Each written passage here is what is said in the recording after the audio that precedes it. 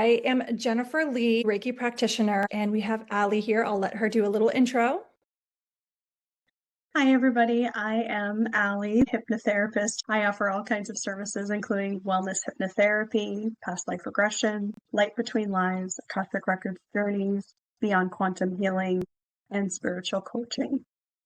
I'm glad to be here with Jen today to talk about our healing journeys. Yes, absolutely. So I'm really excited to be here with my friend, Allie. And if you haven't done hypnosis with her already, I highly recommend it. It is a beautiful, beautiful thing to add on to your wellness journey. And it's great for overall healing. So like Allie mentioned, we are talking about healing journeys. So today's episode is going to briefly talk about what does healing actually look like and some little brief snippets of our healing journeys. Well, I first want to say that healing is not linear. Whatever you may think, it's not always straight. It may look like a roller coaster. And as you go through your healing journey, it may feel like you are taking 3 steps forward and like 5 steps back. So it doesn't always feel smooth. So I just want that to be the number one disclaimer. And another thing is that not everyone heals the same way. People heal differently. They take their own times, and there's no right way to how it could look. Yes, I couldn't agree more, especially to your point saying that healing isn't linear, and we often feel like we have made progress and then something triggers us, and then it feels like we've made absolutely no progress. It can feel really intense. Yeah, absolutely. I couldn't agree more. And things that may trigger us to want to go and heal, it could be like overcoming trauma, processing grief, working through an abusive past, or even maybe working through abuse right now.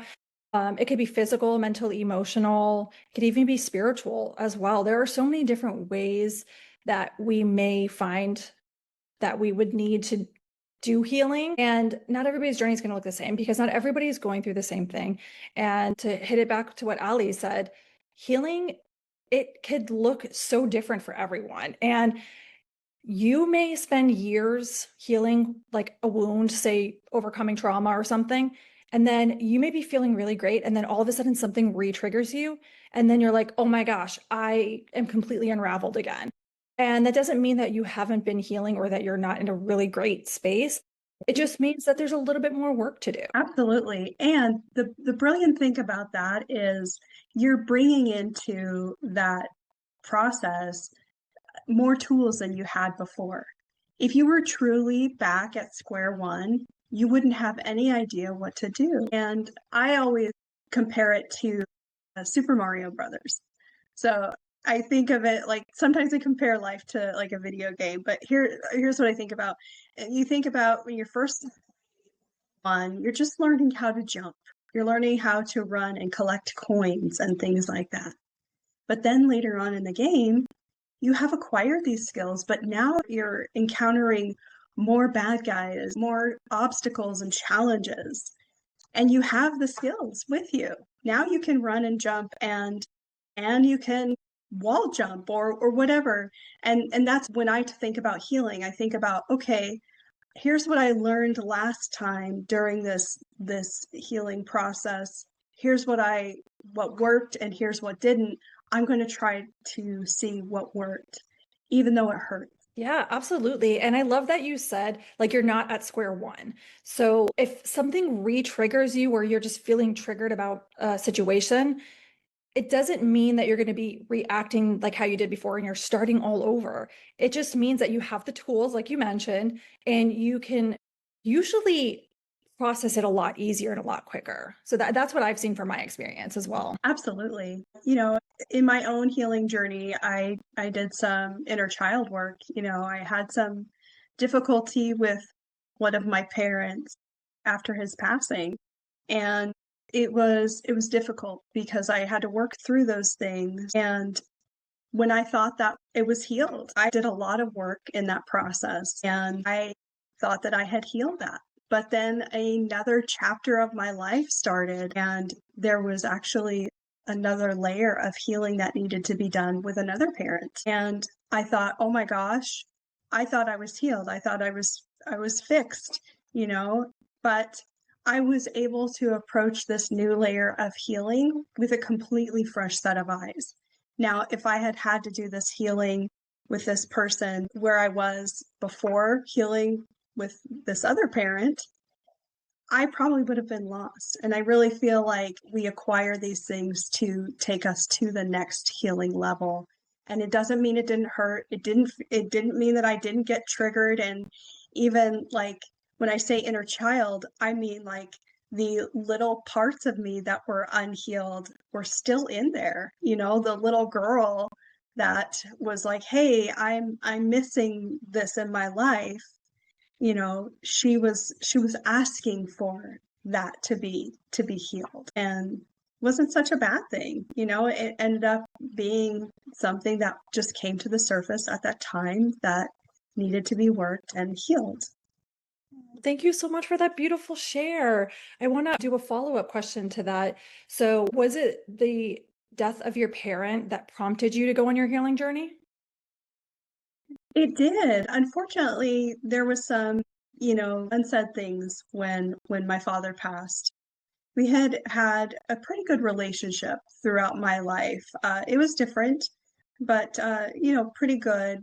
But at the time, I was trying to draw some boundaries, and we weren't on speaking terms because I felt like I needed to kind of work on some things even back then, and unfortunately, when he passed, it was like, well, now there's nothing to be done. It's over. And so it took years of therapy and doing some of my own healing work that in my modality that was able to help me through that process. What different types of techniques did you use to help on your journey? I know you said your modality, so I'm assuming hypnosis, right? Yeah, so it started with therapy was the biggest thing, and I will never not recommend that people start there. I think it's a big piece to kind of discovering who you really are. And as well as it worked, it got me, I would say 90% of the way there. But there was another part that just was like the missing piece. And that's where hypnosis came in. And this was more of a spiritual piece that came in. And I ended up doing a light between lives session. And I was able to, heal those pieces through that modality. And then later on, just regular hypnosis and meditation to get into that state for when I would start to feel, I don't want to say broken again, but it felt like I was broken again. Though I wasn't, I just needed that reassurance to be back into that state of, hey, it's okay. We're growing up. That little girl inside of you is growing up. And through the hypnosis and meditation, I was able to visualize little me growing up. And even more so, and this is what I love about inner child work, is I was able to be the parent that I needed in that moment. And it's not to say that my parents didn't do a job. They did. They did the best that they had with what they had. But even myself as a parent, I know that there's pieces of me that my children need that I haven't been able to provide for them. But we are able to give that to ourselves. And so that's what I did through hypnosis and meditation, is visualizing little me and me as my parent giving little me what I needed. I know it sounds a little confusing, but it is helpful, and it has actually helped me in turn with my clients. Oh my gosh, that was so beautiful. You almost made me cry a little bit. So I was like, that was such a Oh, beautiful share. I have one more question for you, if that's okay. When you feel triggered, I know you're not starting back from square one. What do you do to help you kind of overcome that? I try to remember that, first of all, that I'm human and I need to give myself grace. And then I ask myself, what is it in this moment that's triggering me? Is it the little me that's upset? Is it a need that's feeling unfulfilled in this moment? Or have I done something to elicit this response? So often, when we kind of are able to separate the emotion from the situation, we're able to see it with a fresh set of eyes. And that has taken some work.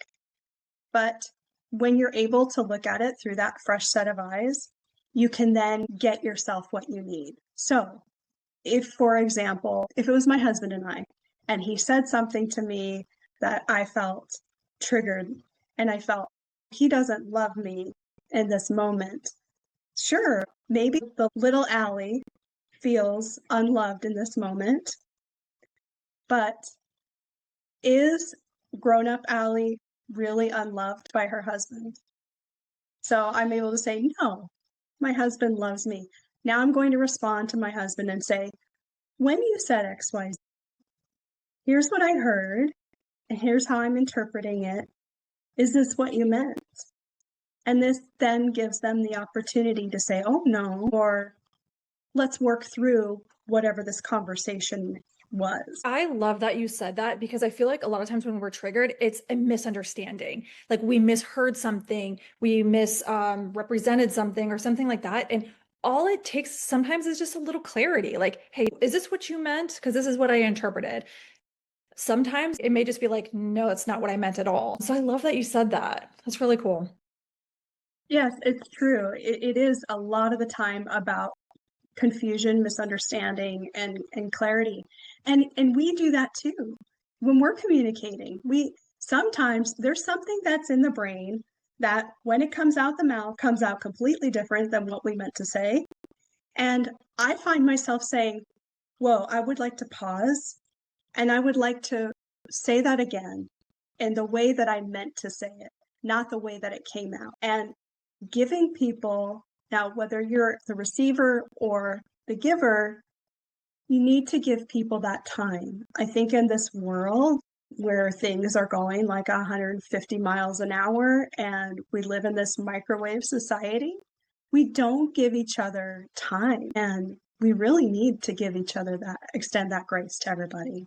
Absolutely. And I feel like a lot of times we misinterpret like text and stuff too. Like sometimes we'll like be texting someone. And for me, for example, I usually text how I talk. I'll put a lot of exclamation points. I'll be like, yes, okay. But sometimes when I'm really busy and I'm responding really quickly, it's not because there's anything wrong or, I'm trying to be mean. It's just because I'm responding when I have a few moments. And, sometimes it may not look how I normally text. I'm like, that is not how I meant it at all. So I love that. I love it. Communication is key, guys. It's true. And I would say on the other side of the coin, how about not responding? You see a text come in and you read it and you're like, oh, I got to respond to that later. And if you're the person who's expecting a response, you can see that they've read it or they don't respond right away. And how many times do we think, oh God, I've upset them? They're Yeah, mad at me. They don't exactly. like me. Like, what did I do? Exactly. So that's another part of it. That's so true. And I think you mentioned giving yourself grace. I think we need to also give each other grace too. I think that if we allowed ourselves to see from a different perspective, we won't be triggered as much. So I try not to take it personally if somebody doesn't respond, they may have read it because I know people get busy and I get busy too. And I am very known for putting my phone down after I'm done working or like putting it down for the weekend. It's really funny. I'm really close with my brother, but he knows not to call me. Like he knows like it's like one of those things, it's like, oh, who would you call for $1 million? And they won't answer. It's like, call Jennifer. Like she's the person you want to call. It's just because I don't always take my phone with me. So it's really funny that you said that. So sometimes it's just realizing like not to take things personally as much and just realize, okay, we're all human. I'm going to give myself grace. I'm going to give you some grace and just go about our day, Like to add also that I think it's great that you can do that. Not a lot of people can just put their phone down and just go live their life. And that's one of the things that I admire about you is like I can fire off a text over the weekend and I'm okay knowing that you probably won't respond till Monday because you're out there and that's okay. I don't take it personal.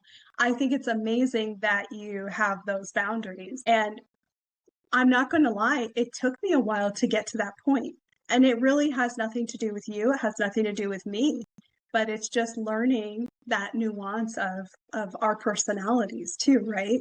Right. And it's you and my husband are kind of similar, both Capricorns, and he's the same way. Like if somebody had $1 million phone call, I would call him. There's a joke in the family that, he's not always going to respond right away, and that's Oh, okay. that's really funny. But I do think one sign that you are really healing is the fact that when you stop taking things as personally and your communication gets better. A lot of times when we want to uphold boundaries, sometimes we will just like not respond. Like, I don't want to deal with this at all. Like, I don't, like, I don't want to show up to the party. So I'm just not going to say anything at all. Sometimes a simple little text or like saying, hey, I'm not going to be able to make it is that's all you need. I mean, sometimes, yes, granted, we do forget or life gets in the way, but communication really shows a big sign of growth. And it shows like, also, hey, I don't really care what people are going to think of me at the end of the day. These are my boundaries, but it's also being respectful too. So I love that. I used to not tell people my schedule, and I'm happy I told you that. Like, if I don't respond, it's nothing personal. It's just I don't have my phone on me. I, unless I know you, then you probably wouldn't know that.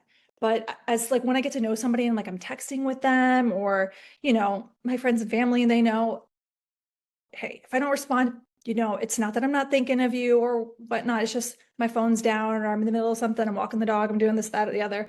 So I think that's a really big sign of growth, especially when your healing is communication. So communicating your boundaries, communicating what's upsetting you, communicating how you feel, and things like that. Right. And I would say, you and I have been friends now for a couple of years. And even though we're on the other side of the country of each other, we can actually learn from each other. I am a recovering people pleaser. And it's just from observing your behavior to know that like you can text me and if I don't respond, like you're not bothered by that. So why would I get bothered if I text you and you don't respond?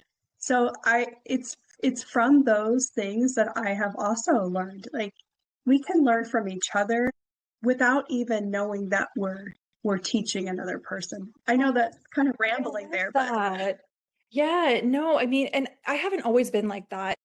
So a long time ago, my father passed away. So I was young and my mother couldn't take care of us full time. So we were set to live in a bunch of different homes, like with family members. And I felt a lot of abandonment and a lot of like, why does no one love me? Like, why, like, did this person leave? Why am I being treated like this and stuff? And it kind of, I don't know if it would be considered people pleasing, but it led me to feel like that I needed to chase love. yeah, Like platonic love and even romantic love, like, chasing after guys and then, chasing after family members and, constantly, checking up on everybody like, hey, can I come to this? Or hey, can I do? And I think after I went through my healing, I think that's when I realized it's I need to stop chasing. And I don't know if that would be considered people pleasing and feel free to chime in. I don't want to chase anymore. Like I'm the co-creator of my life. I want what's meant for me to chase me, if that makes sense. So I kind of came up with this idea like, okay, what are my boundaries? What do I really want in my life? I know that I know that I'm worthy, so I know that I don't have to chase love. I know that I don't have to do X, Y, or Z. So I think that made me kind of grow a little bit more of a detachment instead of being so attached to what is this person going to think of me? Why is this person not texting me? Why is this person said this mean thing to me? And so I usually just like brush it off, but I will tell you, I have not always been like that. I was very angry, very depressed and feeling all the feels.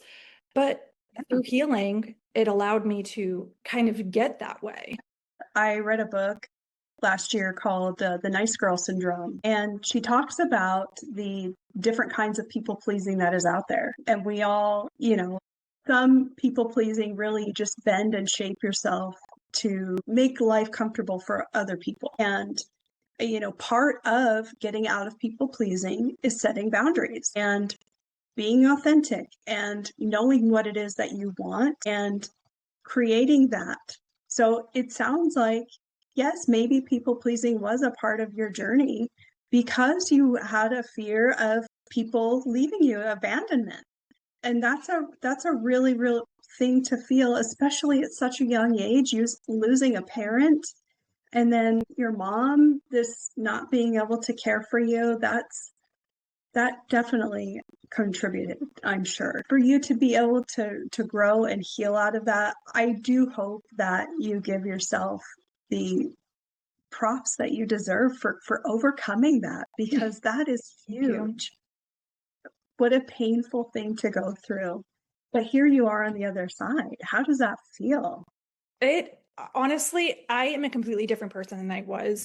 Like, it's kind of like when you talk about peeling an onion or like shedding skin, like kind of like a snake, how they shed their skin. It's like I'm a completely different person than I used to be. And it's so crazy to kind of think it was like it feels like a different lifetime ago. It really does. And I used a handful of modalities. I love that you used hypnosis. I didn't find hypnosis until later, but I mean, as we know, I'm a Reiki practitioner, and Reiki was one of the biggest transformations that I was able to kind of help shed the old skin and really rebuild a new life for myself. And that helped with my mindset, and it helped with my mental and emotional health, and even helped with my physical health, because I really realized that like I would like to go more of a spiritual path, a more energetic path that's more in alignment with who I want to be.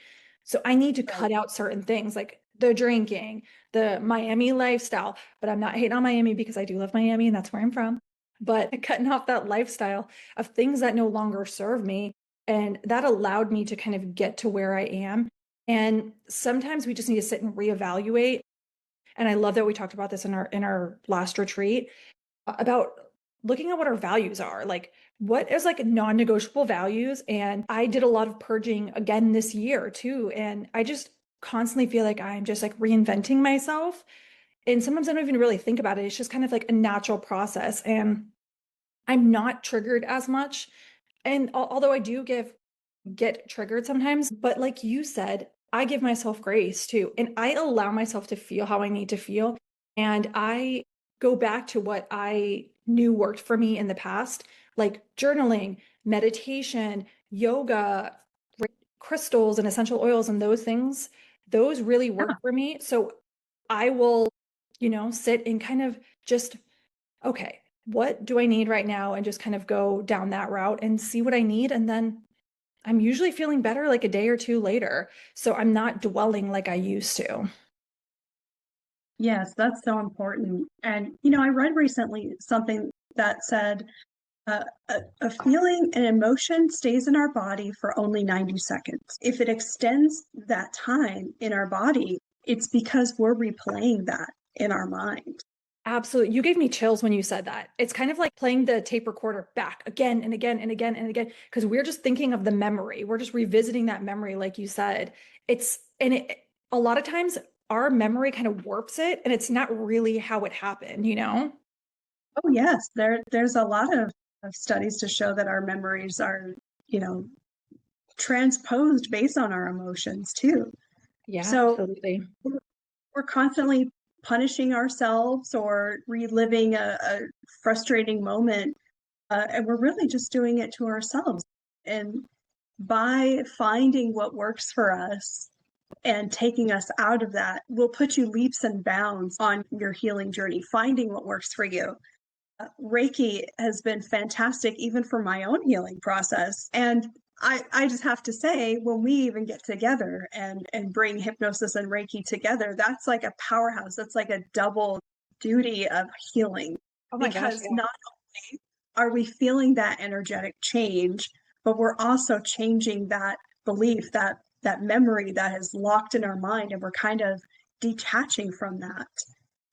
In my own Yeah. journey, I did an Akashic Records journey for myself. And during this journey, I was able to revisit certain painful memories in my life and deal with those emotionally and even give myself self Reiki after the session. And now looking back, I'm able to see those memories without feeling that emotional attachment in my body. I can look at it like, oh, last night I had turkey for dinner. It's just a memory that's kind of mundane. It just exists now. There's no, I'm feeling the pain of this memory anymore. There's so much healing that has taken place, and it doesn't remove the memory. It's always going to be a part of my journey, but now I no longer have to feel the pain related to it. Absolutely. You said that so beautifully. I love that. Like, it's just that little detachment. And regardless of wherever you are in your healing journey and whatever types of modalities you're doing, once you get to that place, that's kind of like when you know, like, okay, I'm doing really good. But again, like we mentioned in the beginning, if you have a trigger, it doesn't mean that you just went back and undid all that work. So I really love that you said that. And there are so many different types of healing that people can use to really help get them on the other side. Like you used a lot of hypnosis and worked on your inner child. And I did a lot of Reiki to work on that emotional healing that I really needed because I didn't process those feelings for like 10 plus years and just kept them so deep inside. So there's so many different things you can do and you can mix and match. You said those feelings were locked inside of you for so long. I have a similar experience that when a Reiki practitioner said, I found something that's been in your body for a long time. So tell me how Reiki is able to really get in there and unlock that and help release those things, because I really feel like that helped me as well. And let's share how it can help others. Yeah, absolutely. So Reiki works a lot with the chakra system, which are the energy centers. And we have over 100 energy centers in our body, but it works a lot on, especially like on the seven main chakras. And when the chakra is blocked or it's like overstimulated or like under, then it doesn't perform at its optimal level. So if you kind of like think of it like a roadway, it's like having a roadblock there and the energy can't flow. So I had a blocked root chakra, and that is associated with our stability, our safety, our security, and that's formed at our younger years. So if we're, feeling that abandonment because our parent had passed away and our other parent is unable to take care of us, if we've had any physical trauma and things like that, that's formed in that, type of chakra area. So what Reiki does is it works through the energy centers and it allows it to, instead of being blocked, it allows like the blocks to come down. So it's like taking it down brick by brick. So that way the energy can flow through it and through you freely. So that way, like, we're moving like a well-oiled machine, if that makes sense. Perfect sense. And, I would like to talk about my experience with Reiki and how it helped my journey, Right. because it's all tied together, right? The inner child work and the people pleasing and all that.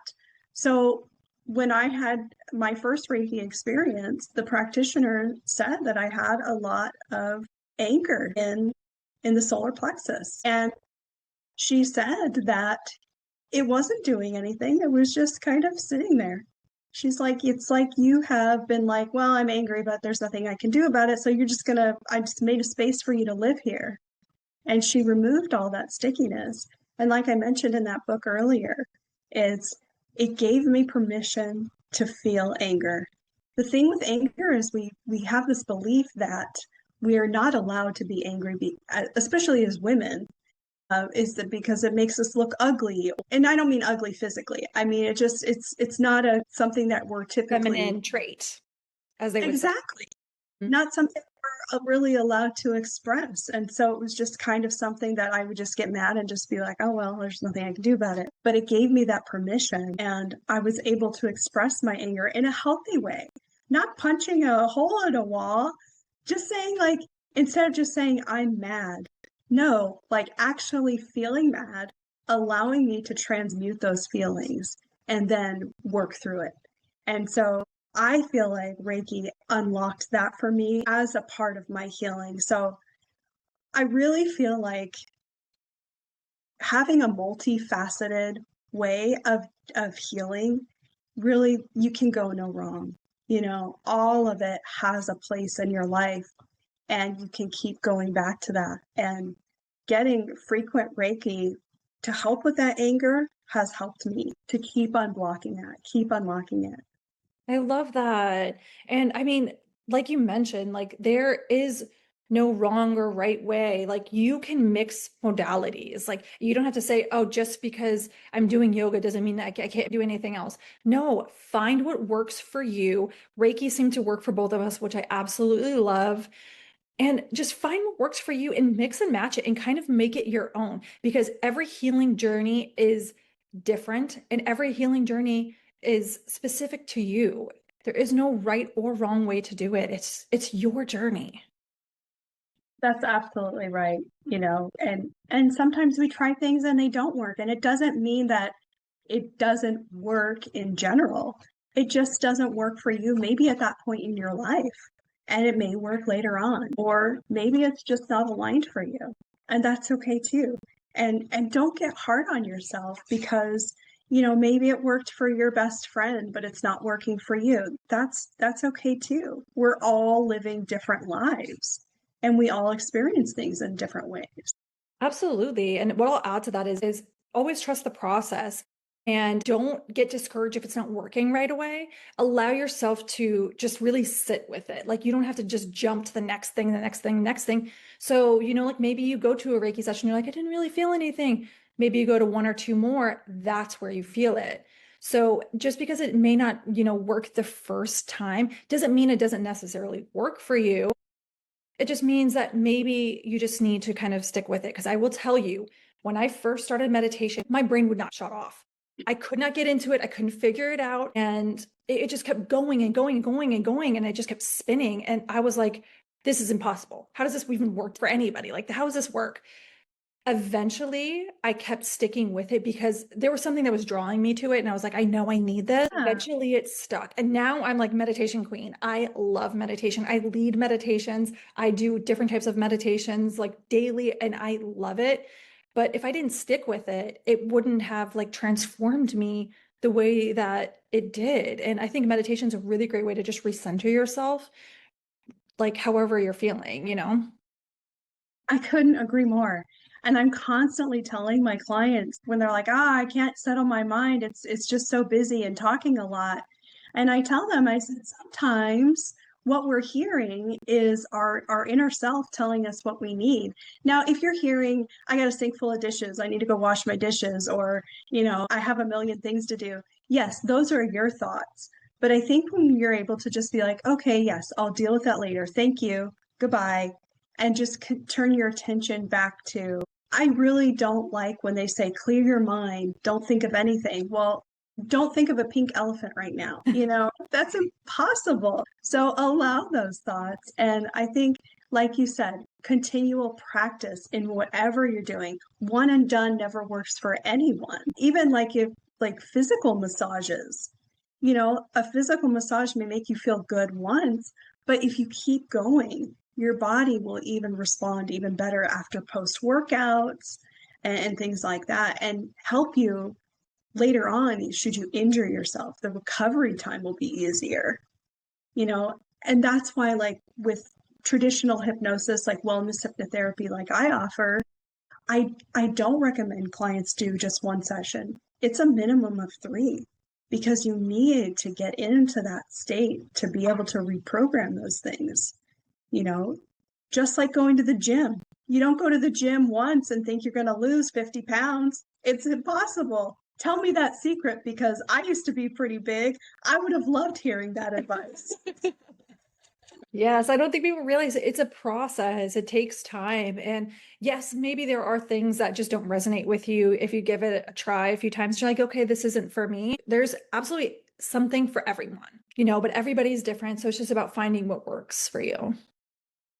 Absolutely. Yes. Well, thank you so much. This has been such a beautiful conversation. Is there anything else that you wanted to add?